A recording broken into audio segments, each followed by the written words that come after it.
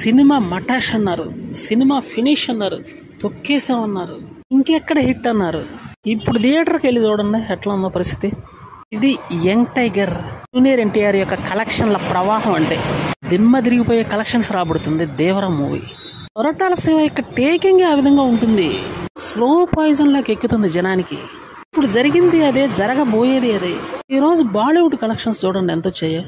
అక్షరాల 5.5 crores pure net collections, అంటే 11 crores gross collections. Total గా 100 crores దాటిపోయింది. ఇది దేవరా మూవీ యొక్క పెను ప్రభంజనం. ఇంతకు మించినటువంటి ఉదాహరణలు ఏం కావాలి? తిరుగులేనటువంటి బ్లాక్ బస్టర్ ఒక మరేమవుతుంది. కొంతమంది జనం నెగిటివిటీనే స్ప్రెడ్ చేస్తూ వచ్చారు ఇప్పటి వరకు. కానీ సినిమాలో కంటెంట్ ఉంది కాబట్టే ఇంత భారీ బ్లాక్ బస్టర్ సొంతం చేసుకుంది ఈ మూవీ. కొరటాల శివ యొక్క టేకింగ్ ఆ విధంగా ఉంటుంది. జనతా గ్యారేజ్ చూడండి ఏ విధంగా ఉందో, భరత్ నేను చూడండి ఏ విధంగా ఉందో, మిర్చి మూవీ చూడండి ఎట్లా ఉందో. ఇవన్నీ బాగా స్లో పాయిజన్ లెక్కేశాయి. మధ్యలో ఆచార్య అయితే డిజాస్టర్ అయిన విషయం నిజమే. కొరటాల శివ తనంతర తన సినిమా తీస్తే మాత్రం ఖచ్చితంగా బ్లాక్ బస్టర్ అవుతుంది అని చెప్పడానికి ఈ సినిమాలన్నీ ఉదాహరణ.